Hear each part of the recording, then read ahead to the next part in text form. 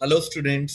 आज की क्लास में मैं आपको इलेक्ट्रिक चार्जेस इसके ऊपर न्यूमेरिकल कराने जा रहा हूँ। ये न्यूमेरिकल आपके कॉम्पिटिटिव पॉइंट ऑफ व्यू से और बोर्ड एग्जाम दोनों के पॉइंट ऑफ व्यू से बड़े इंपॉर्टेंट है।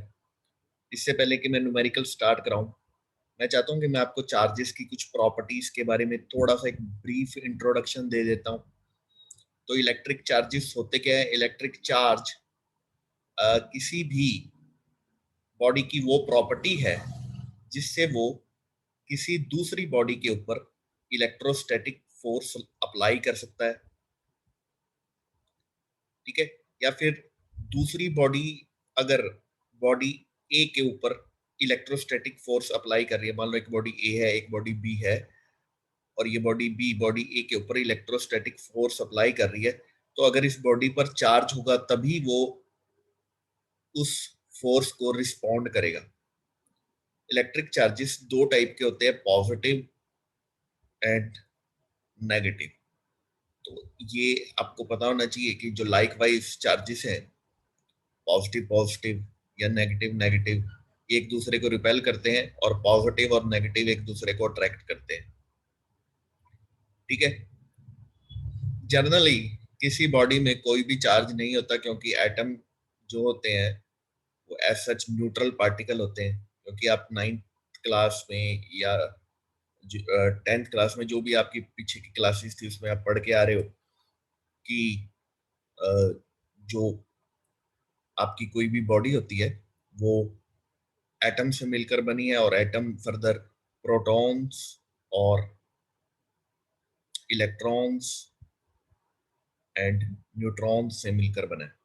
अब न्यूट्रॉन्स तो न्यूट्रल पार्टिकल है, इलेक्ट्रॉन पर नेगेटिव चार्ज है और प्रोटॉन पर पॉजिटिव चार्ज है। तो अगर किसी बॉडी में जितने नंबर ऑफ प्रोटॉन्स हैं उतने नंबर ऑफ इलेक्ट्रॉन्स रहेंगे, तो उस पर जितना पॉजिटिव चार्ज होगा उतना ही नेगेटिव चार्ज होगा। तो एज अ होल बॉडी पर कोई भी चार्ज नहीं होता है। तो किसी बॉडी पर चार्ज आता कैसे है? चार्ज एक्वायर करने के लिए तीन तरीके जो हैं वो बताए गए हैं। एक तो है charge by friction,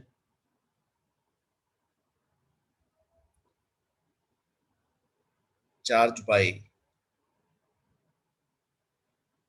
conduction and charge by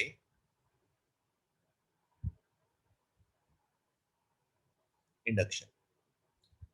अब ये charge by friction, charge by conduction और चार्ज बाय इंडक्शन होता क्या है, पहले मैं आपको ये समझा देता हूँ, उसके बाद फिर हम न्यूमेरिकल स्टार्ट करते हैं।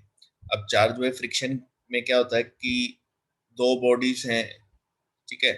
जैसे एक हमने सिल्क का क्लॉथ ले लिया,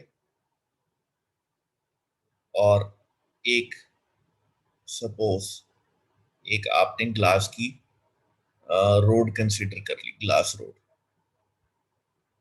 तो जब ग्लास रोड और सिल्क क्लॉथ को जब आप आपस में रब करेंगे, तो बाय फ्रिक्शन एक के ऊपर पॉजिटिव चार्ज आएगा और एक के ऊपर नेगेटिव चार्ज आएगा। ऐसा क्यों होगा? क्योंकि सिल्क क्लॉथ भी एटम से मिलकर बना है, और एटम आपको पता है फर्दर प्रोटॉन और इलेक्ट्रॉन से मिलकर बने हैं। ऐसी ग्लास रोड भी एटम से मिलकर बनी है, और वो भी फर्दर प्रोटॉन और इलेक्ट्रॉन से मिलकर बने हैं। लेकिन जब आप इनको आपस में रब करते हो, तो बाय फ्रिक्शन जो आपके वैलेंस इलेक्ट्रॉन है उनको एनर्जी मिलती है, और एक बॉडी से दूसरी बॉडी में इलेक्ट्रॉन्स का ट्रांसफर होता है। जैसे इस केस में जो सिल्क क्लॉथ है उसके ऊपर नेगेटिव चार्ज आ जाएगा, क्योंकि ग्लास रोड इलेक्ट्रॉन दे देगी। तो जो इलेक्ट्रॉन देगा उस पर पॉजिटिव चार्ज आता है, क्योंकि इस पर पॉजिटिव चार्ज इंक्रीज हो जाएगा, क्योंकि उसने नेगेटिवली चार्ज इलेक्ट्रॉन इधर दे दिए, और सिल्क क्लॉथ पर नेगेटिव चार्ज आएगा। ये तो फर्स्ट मेथड है चार्ज बाय फ्रिक्शन। दूसरा है charge by conduction. Charge by conduction में क्या है कि अगर सपोज ये एक मेटल सफियर है, मेटल सफियर ए, ठीक है, इसको आपने टच किया है मेटल सफियर बी के साथ। ठीक है। तो इस पर अगर पॉजिटिव चार्ज है, और इस पर कोई भी चार्ज नहीं है।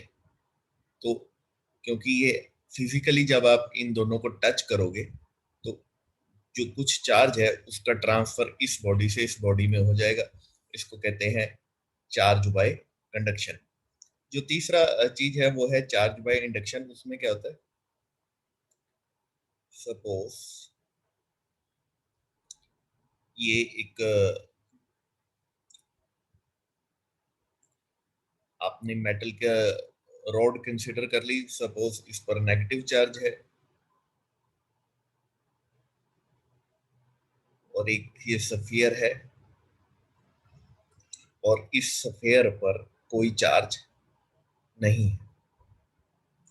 तो जब ये नेगेटिवली चार्ज रॉड इसके पास आप लेकर आएंगे और सफेयर पर कोई भी चार्ज नहीं है तो बाय इंडक्शन क्या होगा। देखिए अब ये सफेयर पॉजिटिव और नेगेटिव चार्ज से मिलकर बना है। अब ये इस रॉड को और इस सफेयर को आपने फिजिकली टच नहीं किया। अगर फिजिकली टच किया तो फिर वो चार्ज बाय कंडक्शन का एग्जांपल हो जाएगा। तो क्या होगा, इस पर नेगेटिव चार्ज होने की वजह से जो इसके अंदर का पॉजिटिव चार्ज है वो इस नेगेटिवली चार्ज रॉड की तरफ अट्रैक्ट करेगा, जबकि जो इसके अंदर का नेगेटिव चार्ज है वो इससे दूर जाना चाहेगा। ठीक है। अब अगर इसको हम ग्राउंड के साथ कनेक्ट कर देते तो ये जो नेगेटिव चार्ज है, ठीक है, वो नेगेटिव चार्ज कहाँ चला जाएगा, वो नेगेटिव चार्ज ग्राउंड में चला जाएगा। ठीक है। और आप फिर इस रोड को आप साइड में ले जाइए और जो इससे पॉजिटिव चार्ज है वो पॉजिटिव चार्ज आपका ऐसे पूरी बॉडी में ट्रांसफर हो जाएगा। इसमें पूरी बॉडी में पॉजिटिव चार्ज आ जाएगा। ठीक है। तो अब आप देख देख रहे हैं कि आपने इसको इसके साथ फिजिकली टच नहीं किया है, ग्लास रोड को फिजिकली टच नहीं किया, तब भी मेटल स्फीयर पर चार्ज आ गया। तो चलिए, ये मैंने आपको ब्रीफ से इंट्रोडक्शन दे दिया। चलिए अब इस पर न्यूमेरिकल करते हैं। अब देखिए, जैसे एक न्यूमेरिकल ये है कि टू आइडेंटिकल मेटल स्फीयर है ए एंड बी और उन पर चार्ज है 4 कूलम और -10 कूलम का, and they are kept certain distance apart. A third identical uncharged sphere C is first kept in contact with sphere A and then with sphere B. And then sphere A and B are brought in contact and then separated. Find the charge on the sphere A and B. देखिए, वैसे तो अगर आप ये देखिए कि अगर ये एक मेटल स्फीयर A है और इस पर 4 कूलम का चार्ज है और एक आपने अनचार्ज स्फीयर है, वो पहले जिसका नाम सी है वो अनचार्ज है, उस पर कोई भी चार्ज नहीं है। ठीक है। और उसको आपने पहले ए के साथ आपने ए के साथ कांटेक्ट में लेके आए। अब law of conservation of charge का प्रिंसिपल होता है कि जो टोटल चार्ज है वो कांस्टेंट रहना है। तो देखिए, पहले टोटल चार्ज क्या था, एक के पास 4 था और एक के पास कोई चार्ज नहीं था। ठीक है। तो टोटल चार्ज क्या है, 4। अब ये आपस में चार्ज का डिस्ट्रीब्यूशन कर लेंगे और जब जब ये आपस में चार्ज का डिस्ट्रीब्यूशन करेंगे तो इस हिसाब से करेंगे जो फाइनल चार्ज है वो भी 4 ही होना चाहिए। अगर ये आइडेंटिकल मेटल सफेयर है अगर ये आइडेंटिकल मेटल सफेयर है तो ये इक्वली चार्ज आपस में डिस्ट्रीब्यूट करेंगे। आप ये फार्मूला लगा सकते हैं कि total charge divided by number of bodies, 4 + 0 divided by 2। तो ये क्या आ जाएगा, 2 कूलम एंड 2 कूलम। यानी ए के ऊपर कितना चार्ज आएगा, 2 कूलम, और सी पर कितना चार्ज आएगा, उस पर भी 2 कूलम चार्ज आएगा। ठीक है। अब सी जिस पर पहले कोई चार्ज नहीं था, अब उस पर 2 कूलम का चार्ज है। अब सी को प्लेस किया जा रहा है बी के साथ। अब देखिए, बी पर -10 कूलम का चार्ज है और सी पर अब कितना चार्ज है, सी पर अब 2 कूलम का चार्ज है।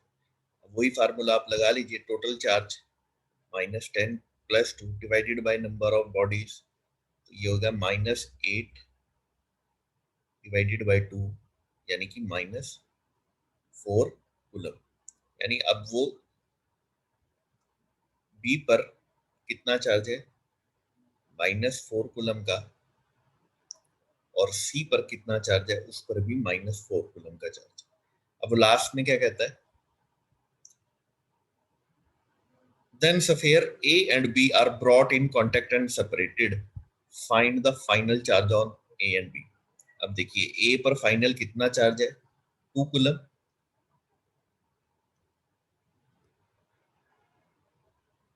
और B पर कितना चार्ज है, -4 कूलम। B पर फाइनल कितना चार्ज है, -4 कूलम। इनको आपने अब आपस में प्लेस किया, इकट्ठे जोड़ के रखा, चार्ज बाय कंडक्शन होगा, ठीक है। तो ये चार्ज का ट्रांसफर तब तक होता है जब तक दोनों का पोटेंशियल सेम ना हो जाए। मैं देखिए, मैं पोटेंशियल टर्म अभी यूज नहीं कर रहा हूँ, ठीक है, क्योंकि मैं मान के चल रहा हूँ कि पोटेंशियल जो टर्म है वो अगले चैप्टर में आएगी, और आपने सेकंड चैप्टर अभी नहीं पढ़ रखा, ठीक है। तो अब आप सिर्फ यही देखिए कि अगर वो आइडेंटिकल मेटल सफेयर है, ये कंडीशन है कि वो आइडेंटिकल होने चाहिए, एक जैसे मेटल सफेयर होने चाहिए, तब वो आपस में बराबर चार्ज डिस्ट्रीब्यूट कर लेंगे। तो अब देखिए, 2 - 4 divided by 2, that will be -2 upon में 2, यानी -1 coulomb.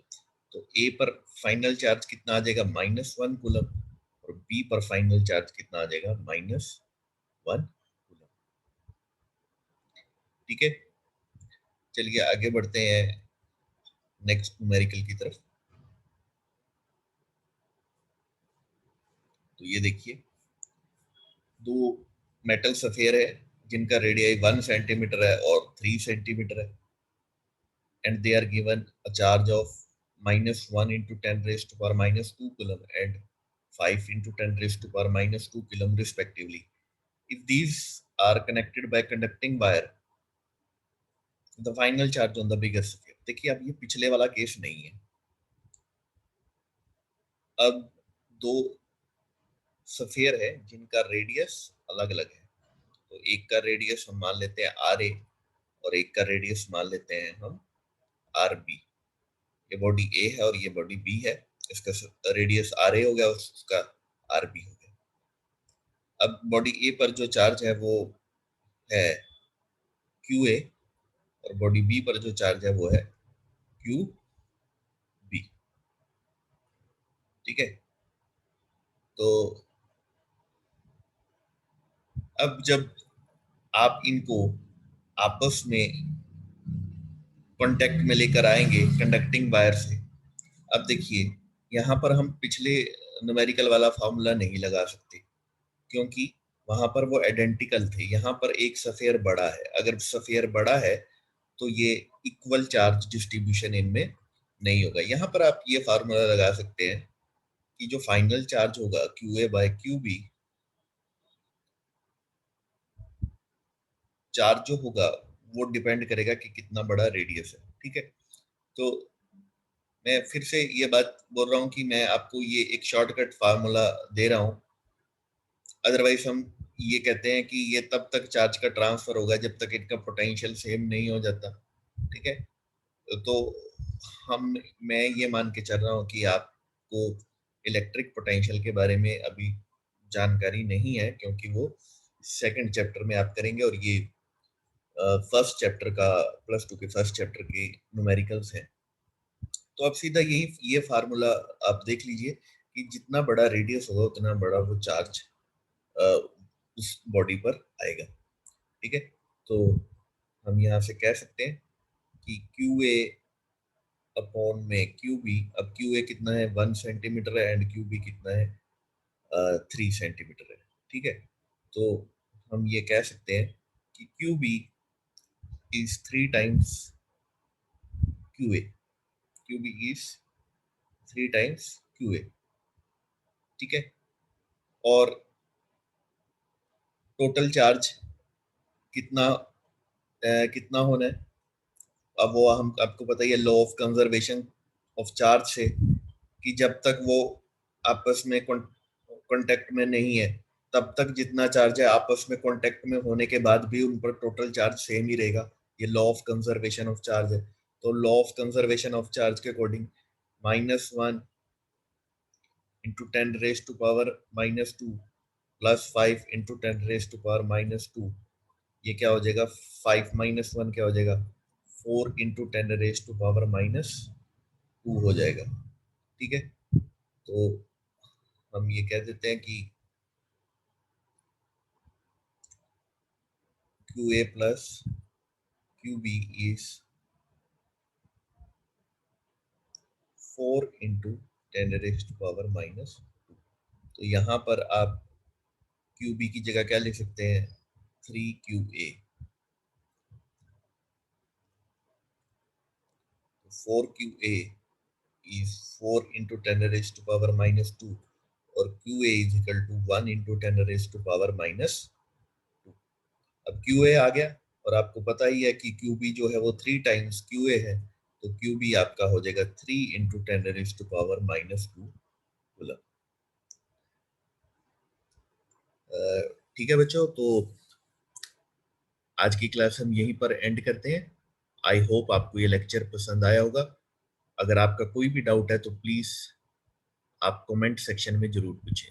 Thank you very much.